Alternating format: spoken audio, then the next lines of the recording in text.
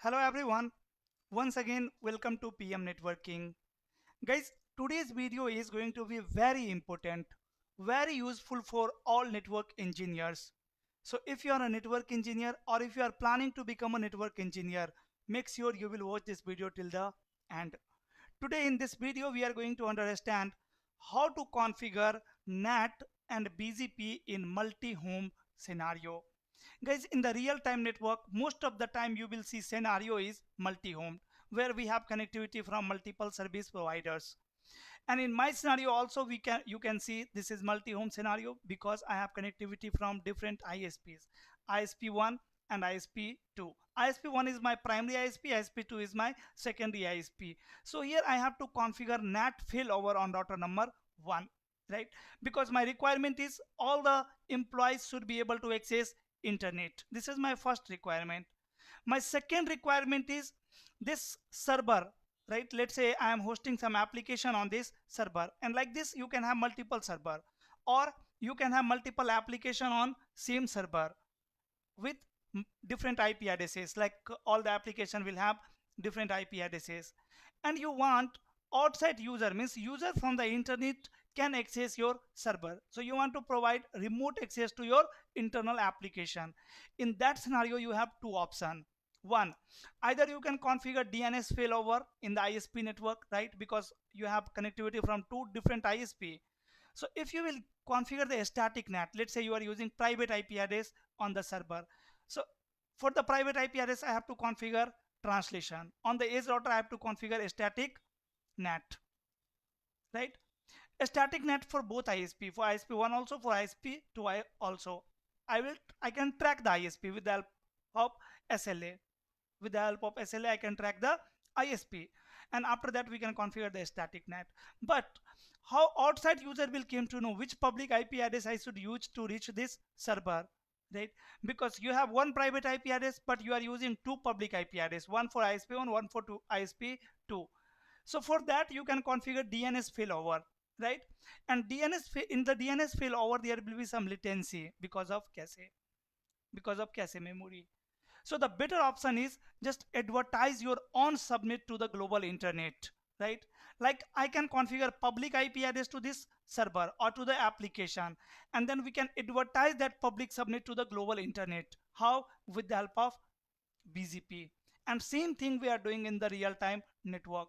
This is, guys, a scenario of one branch of my company's network, right? Where I am working nowadays as a network engineer. By the way, I am network architect there.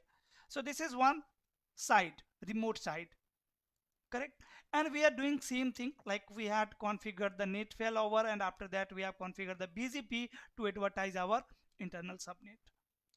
So it is clear that whenever we are using private IP address on the server, that server should be accessible from the internet. Then I have to configure a static NAT, and in the ISP network they have to configure DNS failover. The better option is use public subnet, and for public subnet you need two things. First, the IP block of public IP address. So you have to purchase a block of public IP address, and this is my subnet, public subnet. I have purchased this from RIR, Regional Internet Registry. In my case, RIR is APNIC in India, right? In your scenario, you can search the ISP, and from ISP you can purchase the IP block. Then to advertise your own subnet to the global internet, what you need? ESN, autonomous system number. So you can see my autonomous system number is 100, means I'm going to configure autonomous system 100 on my edge router. And the autonomous system number of ISP1 is 200, autonomous system number of ISP2 is also 200, right? Both are using same, or they can use different as well. The public IP address on ISP side is this one on ISP1, and this one on ISP2. The public IP address on my edge router via ISP1 is this one, through like toward ISP1 is this one, 100.1.1.1, and 100.1.1.17 via ISP2, right? On the interface which you can do with ISP2. So actually what we did here, I have purchased one subnet, public subnet, and then we did subnetting over here. With the help of subnetting, I have divided this network guys into multiple part. This is the first part, first subnet, and I have assigned this subnet between edge router and ISP1. This subnet, second subnet between edge router and ISP2, and I am using third subnet for internal servers, right? So with the help of BGP, I am going to advertise this subnet, right? This subnet through BGP. I will advertise to ISP1 also, to ISP2 also. And this is the concern of ISP, how ISP is going to advertise it with internet, right? So as ISPs, both ISPs are connected with internet, they will advertise it to internet. And internet routers can find the best path to reach in this subnet, right? If the internet is able to reach to this subnet, that means outside user from the internet can reach to this server.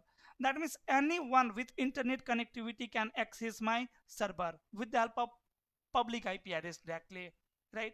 So today in this video we are going to understand many things guys. First thing is NAT failover configuration, how to configure NAT if we have multiple ISPs, because in this scenario you have to use a route map. I'm going to use a route map for NATing. I will call route map as a source in the NAT, right? NAT failover. After that, we are going to understand the BGP configuration to advertise our own subnet to the global internet. So that's why I'm saying this is a real-time scenario, and it is very important for in network engineers, because as a network engineer you will be also doing same thing in the companies, right, in the production environment. Now guys, without wasting our time, let's begin. First of all, this topology is pre-configured. Many things is already configured over here, like the DHCP service is already running on this server, and these all users are able to get IP address from the DHCP.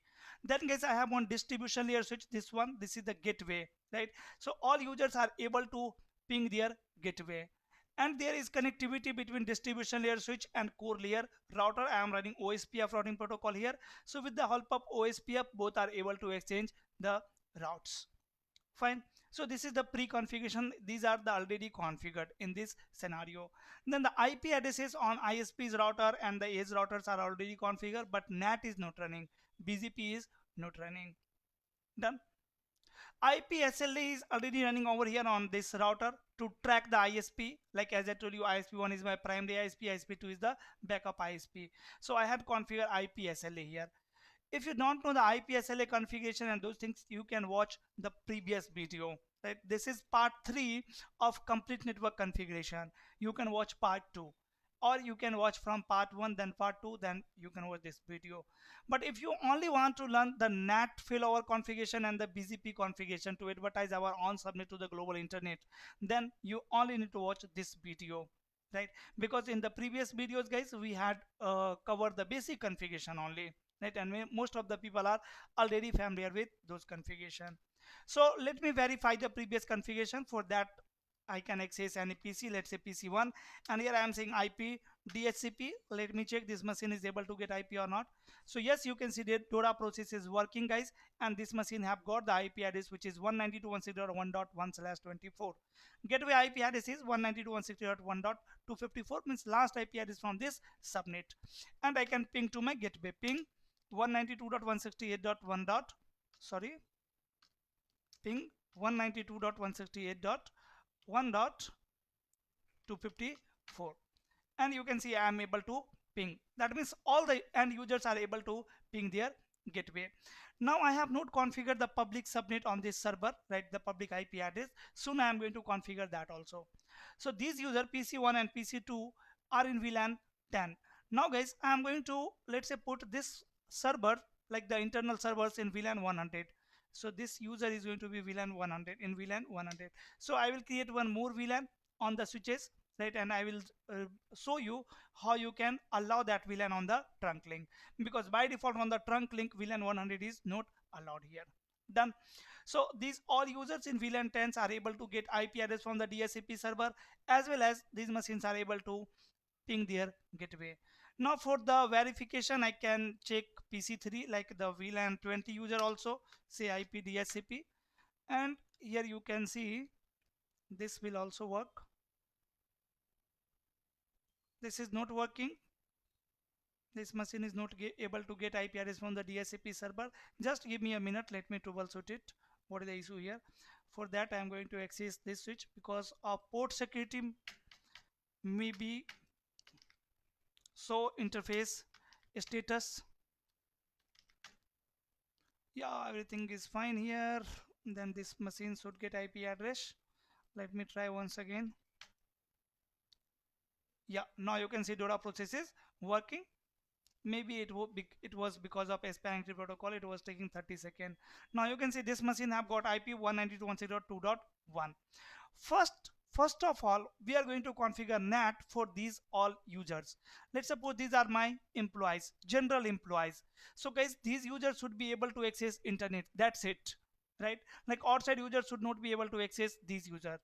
So now for the general employees, my requirement is these users should be able to access internet and internet should not be able to access this user. So here I am going to configure the dynamic NAT. First of all, from PC1, if I will try to ping 8.8.8, let's say, or 1.1.1, which is the server on internet, you can see I am getting error, right? The error is destination host unreachable. That means default gateway don't have route. Whenever you are getting this error, destination host unreachable, that means your default gateway is generating the reply message because default gateway don't have routes.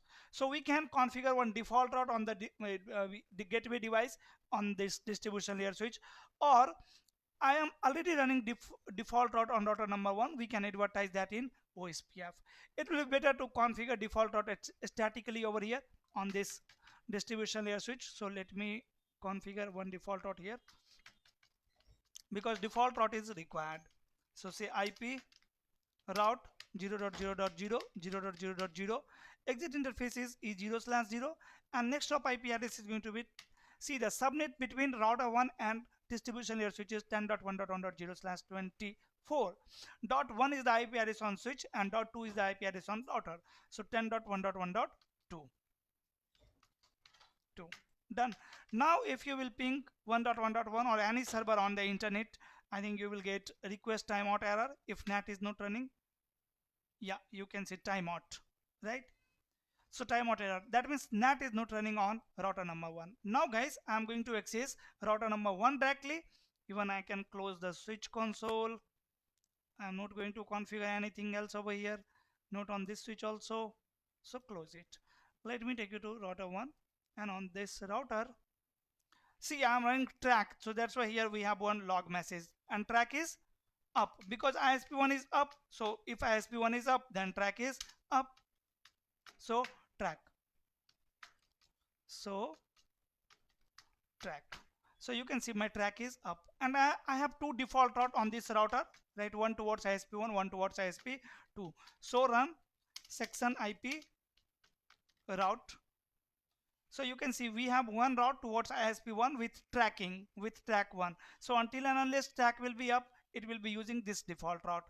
If track will be down, then it will use this default route. This is the default route towards ISP2. This is the default route towards ISP2. You can see on exit interface is F2/0. Done. So IP route, we can check include 0.0.0. You can see in the routing table default route is toward ISP1. If ISP1 will goes down, track will goes down, ounce track will goes down, it will install default route towards ISP2 in the routing table. Now guys, there is no NAT configuration here, so IP route, and in the routing table, and here we don't have the internal public subnet, which is 100.1.1.32, right? You can see the third subnet. This is my internal subnet for the servers, right? So guys, in the routing table we have only two public subnet, one between router 1 and ISP1 and one between router 1 and ISP2. Done. Now here I need to configure NAT here first of all, and as you know, to configure NAT, so run section NAT. We can verify the NAT configuration. Even NAT, you can see NAT is not running. So to configure NAT guys, we need one access control list to match our internal subnet. Then as we have multi-home scenario, two ISPs, So we have to configure the route map for the NAT failover, right, and IPSLA. IPSLA is already configured. To verify the IPSLA configuration, you can say so run section IPSLA. Here you can see the IPSLA configuration. Just I am sending ICMP echo request to 8.8.8 from this interface from fast Ethernet to 1/0. Means through ISP1 I am pinging to 8.8.8. If I am getting reply, that means SLA is working, so track will be up, right? And so to check the track configuration, so run track, run section track. So you can see the track configuration. I am using track over here and the track is not showing track configuration, so track like this we can check. This is the track, right? Track is up now. Now to configure NAT, first of all, let me do one thing. Let me define inside and outside interface F0/0.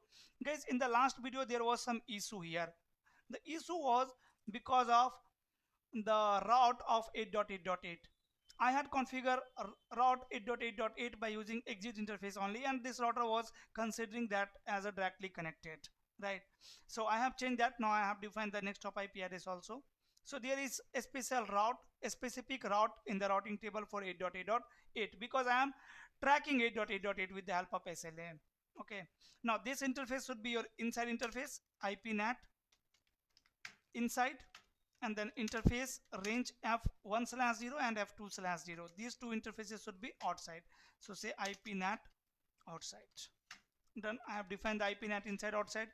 Now I need to define the internal subnet, right, which should be translated. So the users are in two subnet, 192.168.1.0 is the subnet for VLAN 10 and 2.0 is the subnet for VLAN 20. So what I will do, I will create access list number 10, say permit 192.168.0.0. I am only matching first two octet, means 16 bits. So all the IP address will comes under this subnet. Done. Now guys, I need to create route map for both the ISPs. So let me create here, say route map, and the name of route map is, let's say, primary, or I can say ISP1,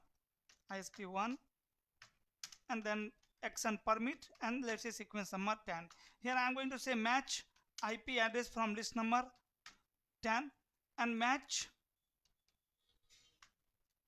interface fast Ethernet 1/0. So this route map is going to match two things: the IP address from access list number 10 and this interface. I will call this route map as a source in the NAT configuration via ISP1, right?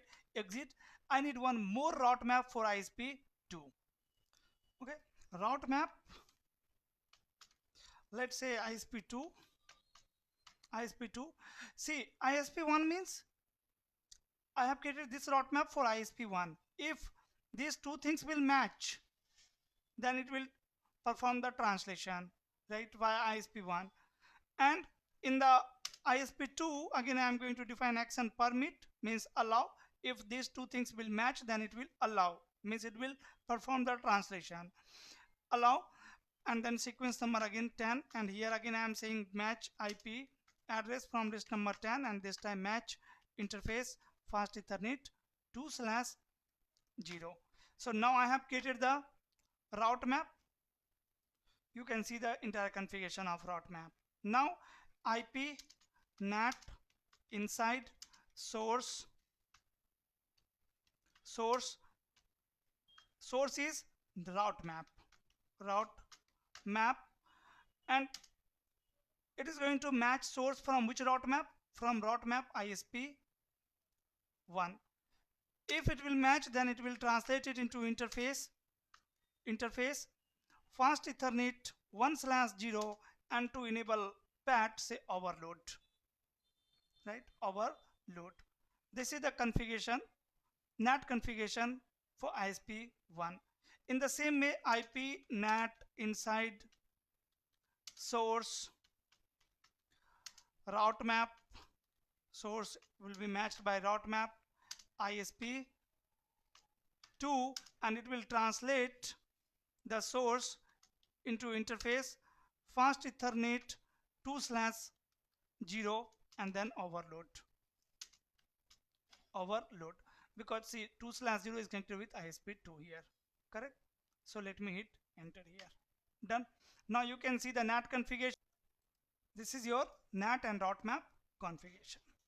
Now to verify the NAT is working fine or not, you can do one thing. You can try to ping again 1.1.1 from PC, and you can see the PC is able to ping 1.1.1 now, which is on the internet. To check the failover is working fine or not, what you can do, you can down the ISP1. Even you can trace 1.1.1 and you will see traffic is going via ISP1. So you can see guys 100.1.1.14. 100.1.1.14 is the last IP address of this subnet, right? That means the IP address of internet router on this interface. I'm running last IP address from the subnet on internet side and first IP address from the subnet on my edge router. So traffic is going via ISP1. And let me do one thing. Let me keep sending ICMP traffic. And now I am going to down ISP1. Say stop. So I have set the device and you can see I am getting now packet drop. To check the failover will work or not, wait for some time. After some time, this router will start forwarding traffic towards ISP2 automatically. When once your track will goes down. See from here now you can note ping 8.8.8, ping 8.8.8, right? So not able to ping 8.8. That means now my track is going to be down. Just wait. So track, see track is still up, but soon your track will goes down. This is because of timer. It is taking some time, right? But soon my track will goes down because now ISP1 is down.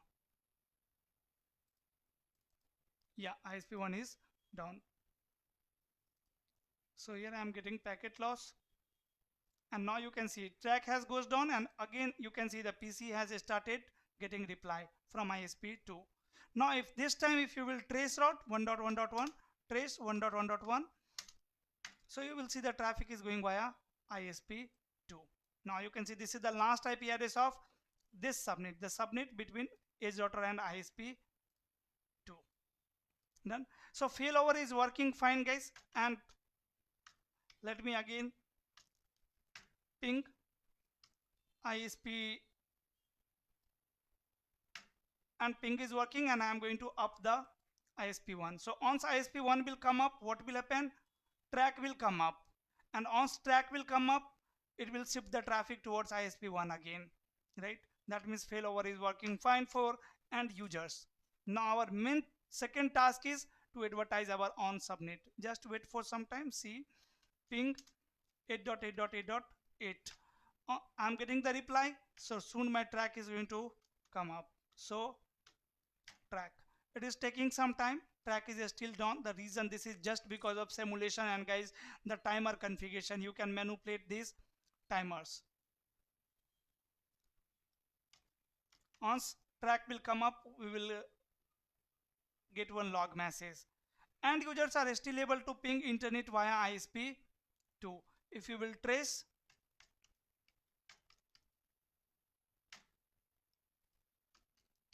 you can see traffic is going via ISP2 only, and it is able to ping internet. Ping is working, right? It's taking some time, but soon track will come up. So track and users are still able to access internet. Now you can see the log message. Track is up.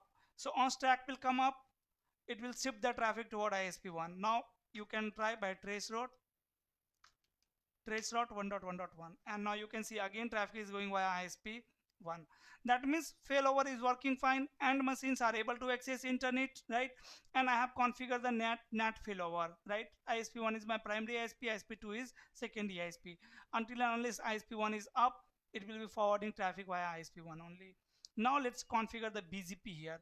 So guys, first of all I am going to configure BGP on ISP's router, and ISP is using AS number 200. So let me access ISP1, and you know for the BGP pairing you you will have one mutual communication with your service provider, with ISP, like the peer IP address, the remote peer IP address. We will be sharing this information with each other.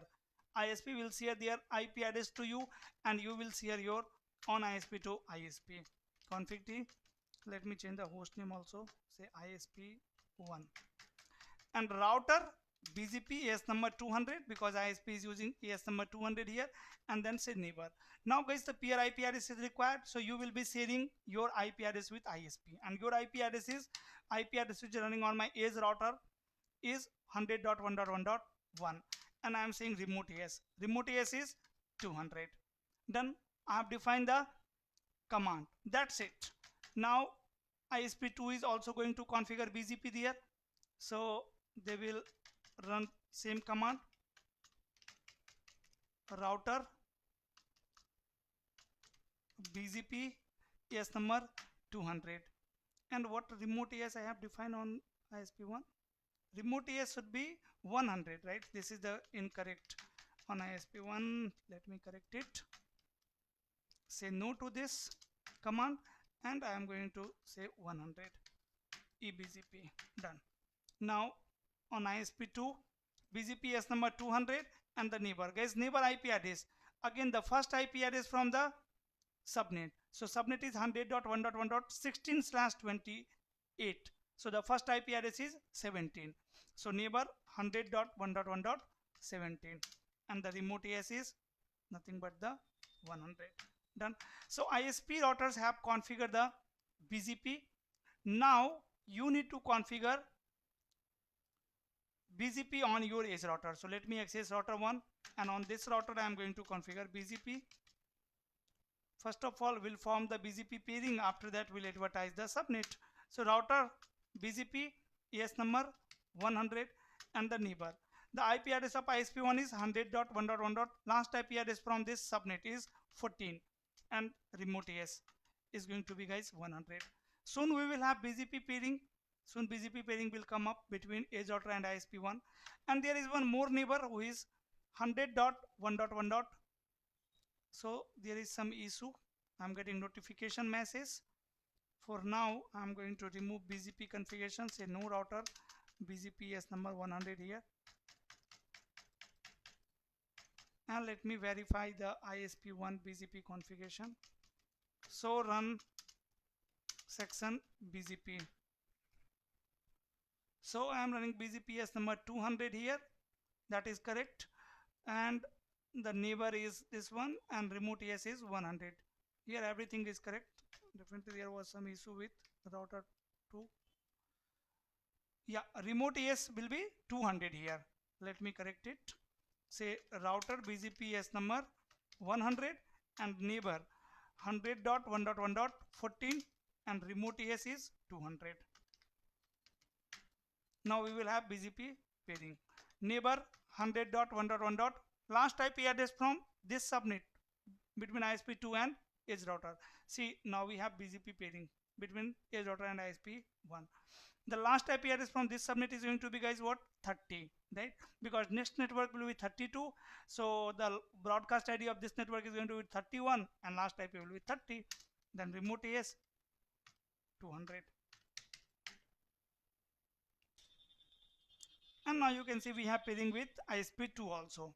We can verify it by running command show IP BGP summary, right? So you can see we have BGP neighborship with both ISP.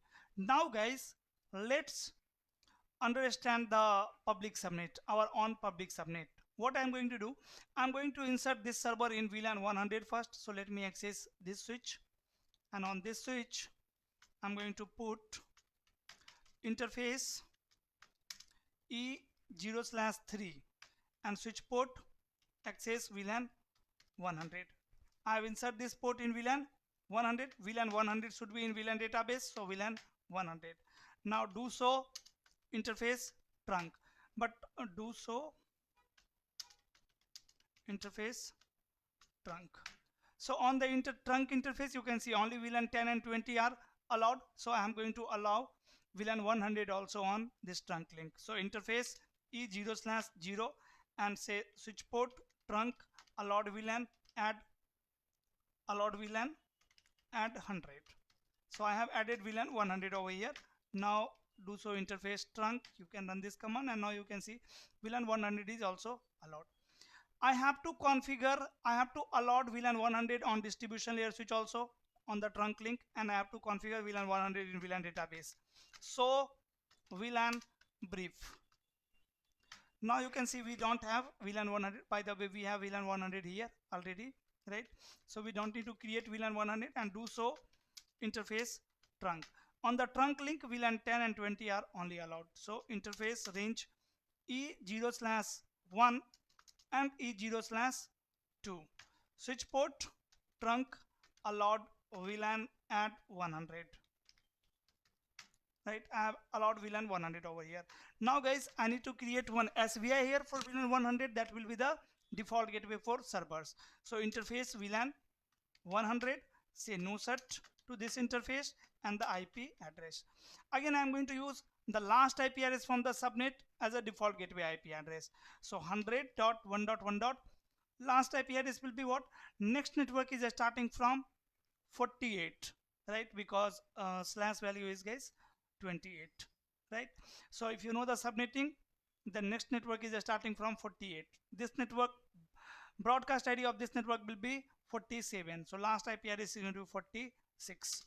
Then 255.255.255.255.240. Done. So IP route. You can see this router have installed this network in their routing table.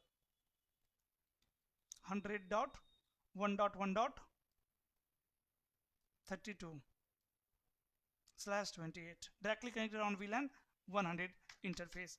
Now let me take you to the server, and on this server I am going to assign the IP. Say no first to this, and after that I have to do one more thing.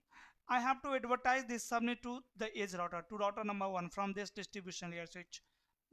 Right, like the public subnet is there on this router, but I have to advertise it to router number 1. So I am running OSPF routing protocol here. I can advertise it through OSPF. How? Simply I can enable OSPF on VLAN 100 interface. So server, yeah, PMNet, enable config t host name, I am going to say server or PMNet server. I'm going to, let's say, enable some application here like HTTP IP HTTP server, and then IP HTTP secure server. I have enabled both HTTP and HTTPS. Then I'm going to disable routing here, no IP routing. This is Cisco iOS. IP default gateway IP address is 100.1.1.48, and then interface F0/0 no set, and the IP address. IP address of this machine is 100.1.1.33, 255.255.255.240. Then see, we have duplex mismatch, so I can configure the full duplex on the switch. Done. Now so IP interface brief done, and let me try to ping the gateway 100.1.1.46, and ping should work, and you can see ping is working. I am able to ping the gateway, right? Can I access internet? Ping 1.1.1.1. No, I cannot access internet because, guys, this subnet is not in the routing table of edge router R1, right? So you can even verify it, like here I can run so IP route and 100.1.1.32. so you can see this subnet is not in the table. So let me do one thing. Let me access again distribution layer switch, and I'm going to advertise this subnet in OSPF. Do so IP protocol. So you can see I'm running OSPF routing protocol here, and do so IP OSPF interface brief, and OSPF is enabled on VLAN 10 interface, 20 interface, and E0/0, right? I need to enable OSPF on VLAN 100 also. So IP OSPF 1 and area. Okay, all interfaces are in area 0, so I am going to put this one also in area 0. Let me write the configuration, right? I'm going to write the configuration of server also, pmnet server, right? And now you can check the routing table of router 1. Same command I am going to run this time. So IP route 100.1.1.32, and this time you can see this subnet is in table, in the routing table. Now guys, I need to advertise this subnet to internet. Even the server cannot access internet. The reason why server cannot access internet is NATing. We have performed NATing for 192.168.0.0 subnet, correct? And this server have IP 100.1.1.3. But this application is using what? Public IP address, so they can reach to internet directly without NATing. But first you have to advertise this subnet to the internet, right? So let me access router 1 again, and on router number 1 now I'm going to advertise this route in the in the BGP. So say router BGP is number 100 and the network 100.1.1.32 and mask is 255.255.255.240, right? So IP BGP, it have installed it in their BGP table, right? And now you can check the ISP1 routing table, ISP1 routing table here. So IP route BGP. So you can see guys, ISP1 is now learning this subnet through BGP, right, from your edge router. You can check ISP2 routing table also, ISP2 routing table. So IP route BGP. So we have this subnet, right, on ISP2 as well. So now can this server access internet? Answer is yes. You can verify it. Where is the server? Here it is. And let me try to ping 1.1.1, and you can see ping is working. Right now NATing is not required for this server to access internet because this server is using the public IP address directly. Right now, can internet access this server? Answer is yes, internet can also access this server. But guys, you need to configure primary and secondary scenario, right? ISP1 is your primary ISP, ISP2 is your secondary ISP. So what you can do, you can configure the weight value with the neighbor. Like on router number 1, I can define higher weight with ISP1 router BGP S number 100 and say neighbor 100.1.1.14, and I am going to add, let's say, weight 200 here, 200, right? And for another neighbor router BGP S number 100 and another neighbor is 100.1.1.30. For this neighbor I am going to add weight, let's say 150. So IP BGP summary, this is the neighbor table. So IP BGP done. Now see the difference here. ISP1 have the route, so IP BGP have the route in their BGP table, right? And the weight value is guys 0 because weight value is not used for eBGP neighbor. This is locally significant, correct? Whatever prefixes, sorry, not like eBGP or iBGP, this is locally significant. Weight is a Cisco proprietary attribute and it's work on locally. So whatever prefixes router 1 will receive from router number 1, for that router 1 is going to use what? Weight value 200. And from ISP2, whatever prefixes it will receive, it will use weight value 200. So for the remote side, you have configured what? The primary and secondary. Like from the remote side, let's say from remote side you are advertising any subnet to the global internet, so you will get that subnet over here, right? And in that scenario, for that subnet, primary ISP is going to be ISP1, secondary ISP is going to be ISP2, right? So we can use another attribute, we can use local preference value. Now leave the attribute because that is the part of BGP. If you know the BGP, you can do it, right? You can manipulate the path here. Like from let's say ISP1 and ISP2, I am advertising one subnet. For an example, I am going to create one loopback here, loopback 10, and IP address, let's say 150.1.1.1 255.255.255.0, right? And router BGP ES number 200 and network 150.1.1.0 and mask 255.255.255.0. Now I am going to check history to show history because I am going to apply same command on router number 2 also. Look back.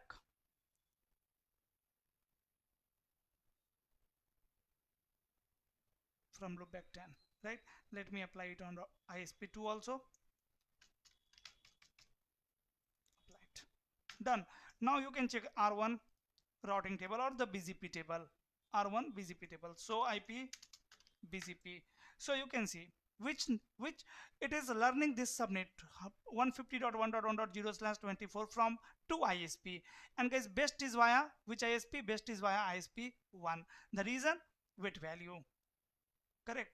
So for the receive prefix, it will always prefer ISP1 over ISP2. So if ISP1 is up, it will be forwarding all traffic towards ISP1. If ISP1 is not available, then it will be forwarding all traffic towards ISP2. In the same way, ISP can also configure, right, in their network. They can also use BGP attribute for the primary and secondary. Done. And if we are advertising any prefix, what we can use? We can use like local preference. We can advertise this subnet, our internal subnet, with local preference value 100 via ISP1 to ISP1 and local preference value, let's say 90 to ISP2. Now, can outside user from the internet access your server? Let's try. Let me access this PC, guys, and on this PC, say password. This is Windows operating system. Here, first of all, I have to configure the public IP address because this PC is on internet. So ncpa.cpl.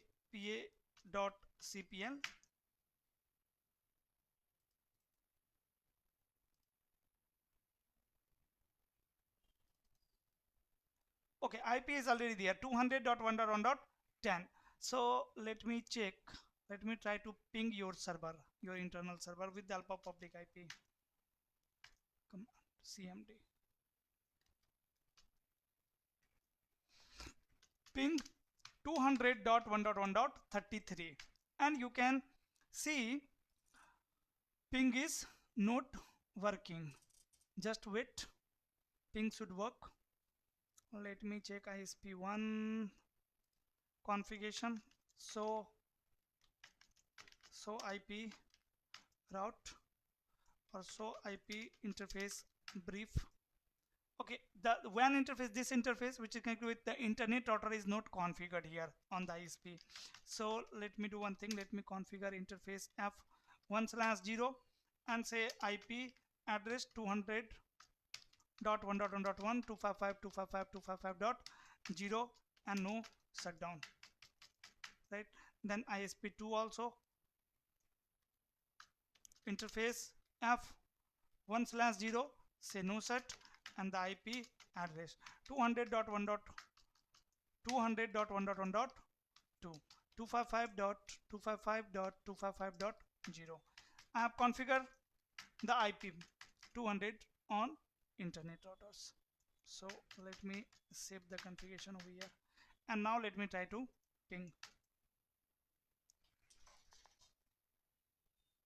Destination host unreachable.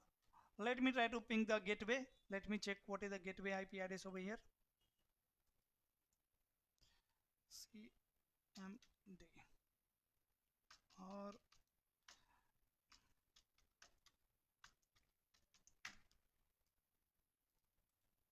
or even in CMD I can run command ipconfig.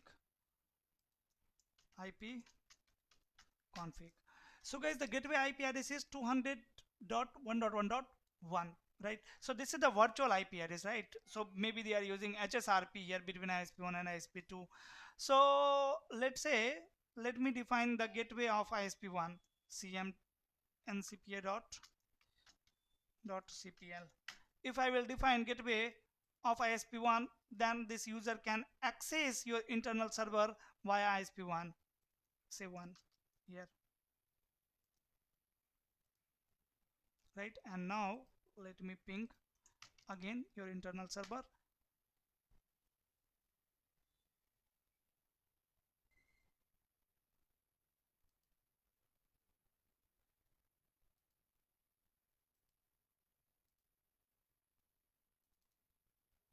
200.101, that is correct. Let me ping the gateway. Sorry, I am pinging to wrong IP address. 100.1.1.33 is the IP address of your internal server, and you can see ping is working. Ping is working. Guys, if I will define the gateway of ISP2, IP address of ISP2 as a gateway, then also it can access my internal server through ISP2, say 2 here, and let me ping again, and now you can see then also it's working. Ping is working now via ISP2. So this is the concern of ISP now, how they are going to configure their network. Maybe they will be using BGP here, right?